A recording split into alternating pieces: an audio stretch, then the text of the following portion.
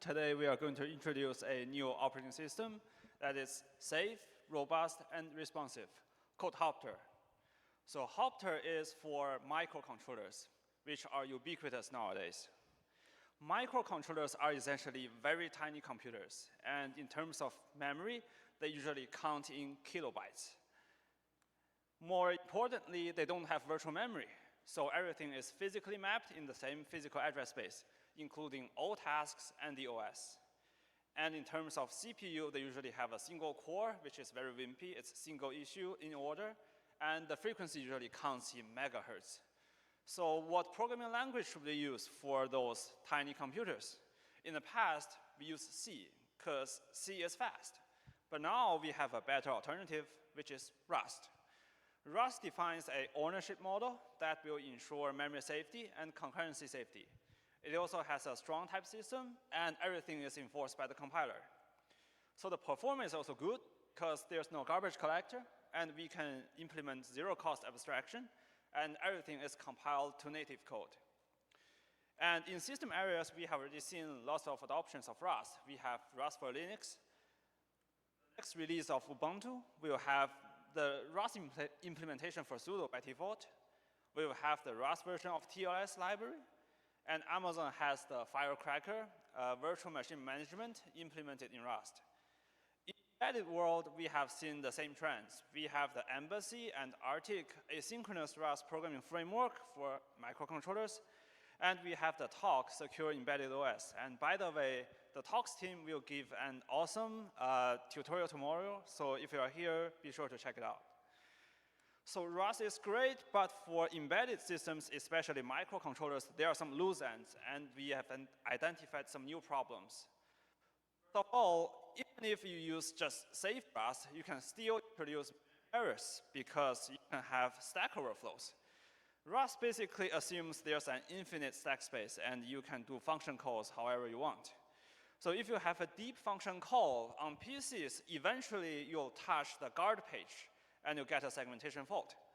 But on microcontrollers, there are only physical memories, so there's no guard page. If it overflows, it just basically overwrites other memory regions. Existing solutions on microcontrollers basically try to circumvent the problem using a single stack. For example, in TOC's kernel, they have a single kernel stack. For those programming frameworks, they try to use a single stack to multiplex different tasks. And in this case, they can place the stack at the boundary of the SRAM region. So if there's a stack overflow, the overflow touches an invalid address that will trigger a hardware fault to stop the overflow. But the problem is using a single stack will restrict the scheduling pattern. So sometimes we do want each task to have their own stack. The second problem is Rust have something called panics, and there was no way to recover from panics on microcontrollers. Panics is a type of exception defined by the language, just like exceptions in other programming languages such as C++, Java, or Python. And in Rust, we can get a panic when we access an array out of bound, or there's a failed assertion or a failed unwrap. A failed unwrap basically means you are accessing a variable which is none. There is actually a way to catch the panic, just like catching the exception in other programming languages, but that requires a stack unwinder. And unfortunately, there was no stack unwinder for microcontrollers. And third, the Rust compiler is pretty restrictive in the static verification during compilation. And sometimes it will reject useful code patterns like this. And this pattern was used for implementing zero latency interrupt handling, and we will get into the details later. So the goal of Hopter's design is to enhance memory safety, to be robust against Rust panics, and to have zero latency interrupt handling. And on top of that, we hope those benefits can be provided to application programmers transparently without requiring the code change of the application. And also, we hope Hopter can be interoperable with other third-party libraries out there. So let me introduce the key design point of Hopter. There are three. First, we have finite stack semantics, which in software, we are going to stop stack overflow and convert that to Rust panics. And after unifying stack overflow with other fatal errors as Rust panics, we are going to recover from them. And finally, we introduce a new algorithm called soft locks that can let the OS never disable interrupts. With that, whenever there's a hardware event, the OS always serve the interrupt immediately. So let's first start with the first item, finite stack semantics. So instead of assuming there's an infinite space, now each function will do a stack check at the beginning before running the function body. If there's enough free space, then it will proceed to run the function body as normal. Or if there's insufficient space, it will raise a Rust panic. We hope this stack check is transparent to application code, so we implement that through a compiler pass. And the compiled code looks like this. So the compiler will give several prolog instructions before the function body. The prolog instruction will read the current stack boundary, which is maintained by the OS. And having that boundary, we will subtract the stack pointer from stack boundary to get the current free space. And we are going to compare the current free space versus the space required to run the function body. If it's sufficient, then we just run the function's body. If it's insufficient, then we trap to the OS and raise a panic. If that sounds pretty straightforward to you, then here's the edge case. So in Rust, we have a bunch of functions called drop functions. And these are basically called destructors in other programming languages. As in other programming languages, destructors must not throw exception. And same in Rust, drop functions must not panic. But wait a second, Rust drop functions are functions. They can still overflow the stack. And when they do overflow, we have to take some actions. So the solution is, when the overflowing function is a drop function, we are going to temporarily extend the stack, run the drop function, and after they finish, panic. But the next question is, on physical memory, how can you extend the stack? Because if the stack is full, the memory might already be in use, be some other task. You cannot just simply extend. So to solve that problem, Hopter used a technique called segmented stack. So it essentially do a malloc somewhere else to find the free memory. And it will change the task's register state so that the overflowing function will use the new chunk to use the new chunk as a stack to run the function. And if it overflows again, there will be a new allocation. And those newly allocated chunks will be freed when those function returns. But the next question is, how can Hopter know how large each allocation must be? Then the compiler is going to help here. So after the trap instruction, the compiler will give a constant number there indicating how large the allocation must be to satisfy to run the function body. Okay, let's take a step back. We need to extend the stack because whenever the overflowing function is a drop handler, we need to extend. But then how can Hopter know if the overflowing function is a drop function? So to achieve that, we need yet another compiler modification. So for drop functions, the compiler uses a different trap number. By reading the different trap number, Hopter can distinguish drop functions from other functions. And it will know it's now time to extend the stack, but not right now panic. But here is another edge case. Drop functions are functions. They can call other functions, and the other functions can overflow the stack. And if we are inside a drop function, we cannot panic either. So can we detect we are inside the drop function, and we need yet another compiler modification. So we are going to instrument all drop functions, and at the beginning of the drop function, we are going to set a flag in drop to true. So when stack overflow happens, Hopter will just check the in drop flag.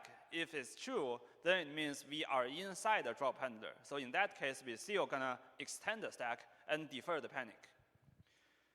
So in summary, finite stack semantics will convert stack overflow to Rust panics.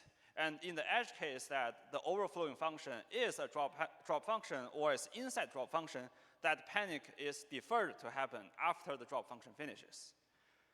So now we've unified the Stack Overflow problem with other fatal errors as Rust panics, and now we have to find a way to recover from them. And the mechanism here is unwind and restart.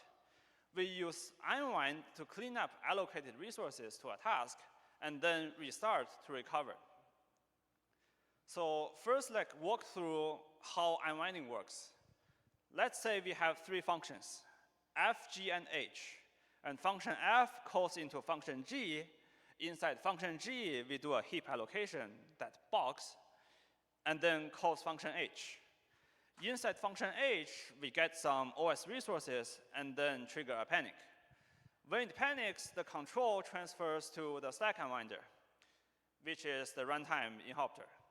The stack unwinder will use a data structure called the exception table to understand the current layout of the stack and take further actions.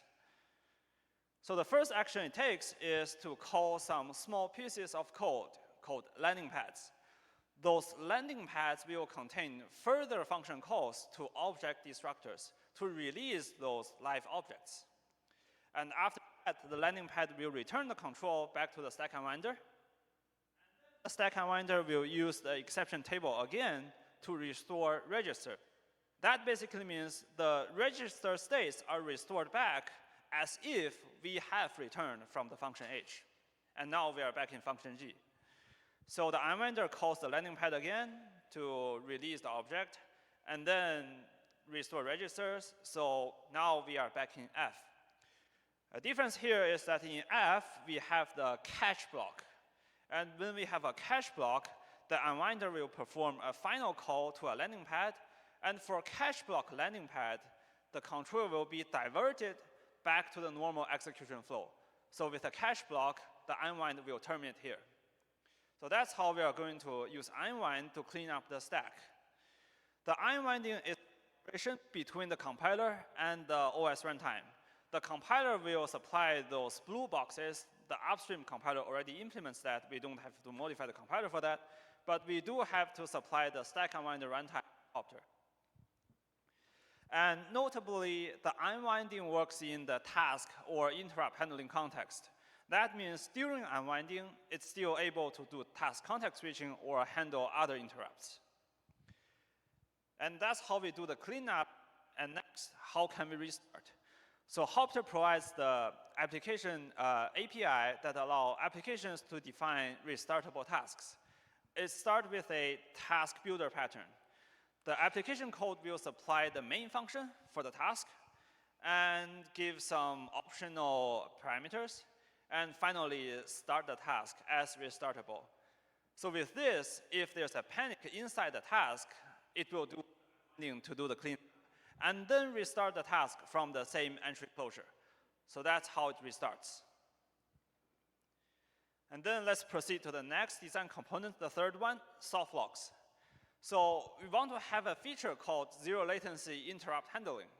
That basically means the OS should never disable interrupts, so that whenever there's a hardware event, the interrupt is always immediately gets served. But you might say, wait a minute, in the OS course attended, I was taught that the OS sometimes have to disable the interrupt to prevent certain race conditions. For example, if we have a task, the task is going to wait on a semaphore for a hardware event. And when the hardware event happens, an interrupt will get triggered. And the handler will try to wake up the task through notifying the semaphore.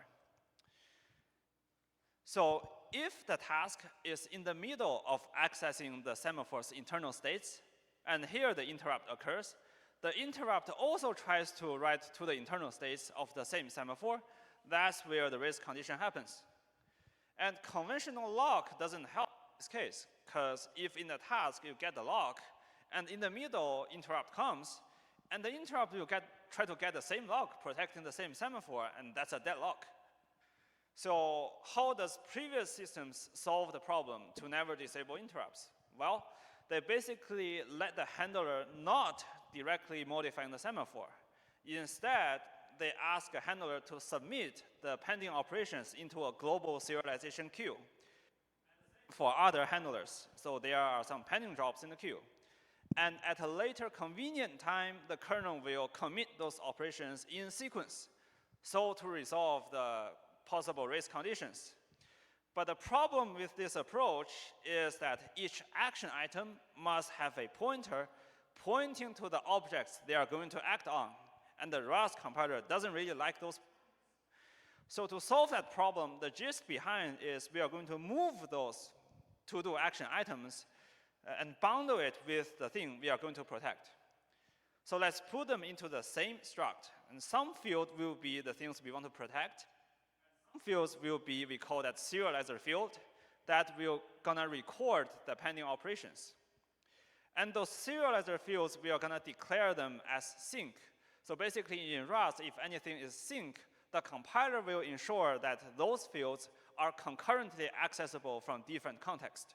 Basically, they must be atomic integers or log structures. And a soft lock will grant two types of access. One is called full access. Basically, you can access any field you want. Or partial access, that's only give you access to serial fields. So in time sequence, if you take a lock on a soft lock, if there's no contention, you get full access. But if there is contention, then the contending context will only get partial access. And if you have nested contending context, it's also partial access. It's possible that there's no contention at all. Both can get full access at different times. So if we have a partial access in the interrupt handler, the handler will use the partial access to log intended operations and then return back to the task context. When the task context finishes its full access doing its own business, it proceeds to commit those pending tasks. So it basically reads the fields and then apply those intended changes to the protected fields. But another edge case here is that during the commit pending stage, there might be another. So in the new interrupt, it will get another partial access, push new jobs to the serializer fields, and then we will need another round of commit pending. So that goes on and on until we are clear of any pending job. So that's how soft lock works, and with that, Hopter does not need to disable interrupt at all. So in summary, we have key design points. That's finite stack semantics, and pending recovery, and soft locks. And they contribute to our goal of memory safety, system robustness, and interrupt responsiveness. And let's now talk a little bit about the implementation. So we implement Hopter in Rust over 10,000 lines of code, and we do need some modification to the Rust compiler front end, to the Rust core library, and also the backend. For the supported architecture, we currently have ARM v6 and ARM v7. And those boards are currently supported by our tutorial code. And it's not hard to support a new board, just new definition of a vector. And for distribution, everything here is fully open source, including the compiler patches.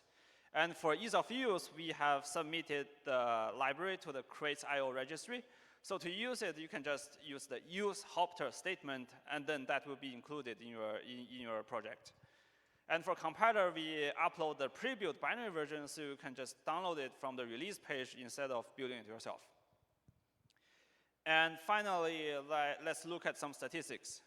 For the performance, the task context switch latency measurement, and also the interrupt handling latency measurement. So we are going to compare against FreeRTOS, which is the most widely used RTOS written in C.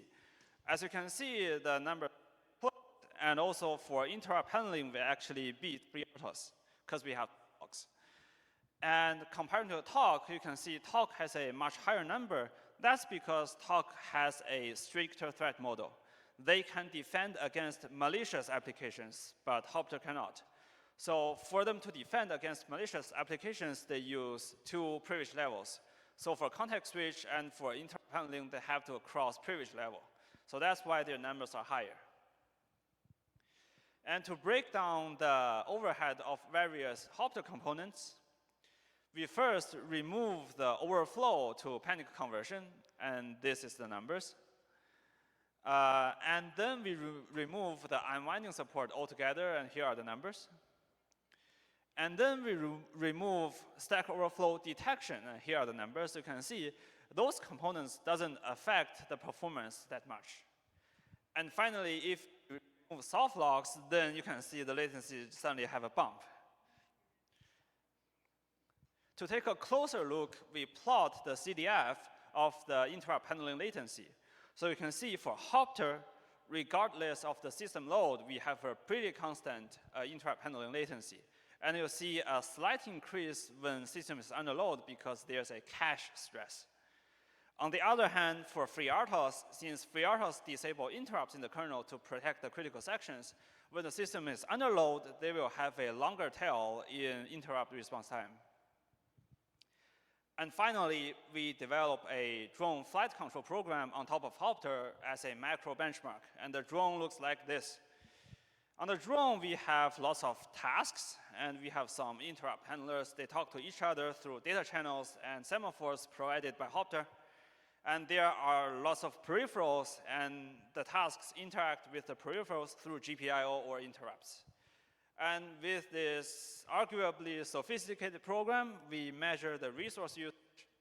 So actually, we do take a hit in flash usage because the component to convert Stack Overflow to Rust panics and the stack commander actually consumes lots of flash space. And for the CPU usage, we a little bit more CPUs than FreeRTOS because we are not as optimized as theirs. But still, we can run the drone flight control system on the exactly same hardware. And the most important part, we are going to inject a panic while the drone is in the flight. And we are going to inject panic into the stabilizer task, which reads the sensor, get the sensor reads, get the commands, and use the state estimation to modulate the power to the motors. So when we put a panic into the stabilizer task, you can see the drone drop a little bit, but it will recover very soon, and still it can manage to fly in the air. So that means the mechanism of unwind and restart is actually fast enough for mission-critical applications, like flying a drone. So in summary, we have the design points on the left, and we achieve the goals on the right. And here we summarize the individual overheads of each component. And most importantly, we are providing those benefits to application programmers, mostly transparent to them. The kernel internal runtime and also the compiler takes a hard job. And the application programmers can just write Rust code, link to our library, and their life would be good. That concludes my talk, and thank you for your attention. I'll take any questions that you may have. Wonderful. Thank you so much for the presentation. Let's give an applause to the speaker. Okay, very great work. Yes, please go ahead. Very great work and clear presentation. And this is Lemi from Hong Kong PolyU. And my question is, I think I missed the part for the motivation of the segmented stacks. Yeah, so why do we need multiple segmented stacks? Thank you for your question. So we are running on physical memory. And when you are out of stack space, you cannot map a new page because there's no page. And the neighboring memory might already be in use by some other task. So you cannot just simply grow the stack because you are going to overwrite other memory regions. So we need segmented stack to make new allocations. Okay, I see. And another question is that I remember that you mentioned existing embedded OS do not support virtual memory. Yep. Yeah, so my question is that since they have some local storage like SD card, so why not use a part of the SD card as a swap section for memory? Yeah. So there are at least two considerations. First is speed. Writing to external storage is usually very slow, and the page size or the minimum read-write size could be large. For example, if you try to write to internal flash, let's just don't think about external storage for now. If you write to internal flash, you can only write it at a 1 kilobyte granularity, so that's pretty coarse. And also it's pretty slow, and it consumes lots of power. That's the second consideration. So basically, it's not feasible even for normal battery-powered use, let alone those mission-critical applications.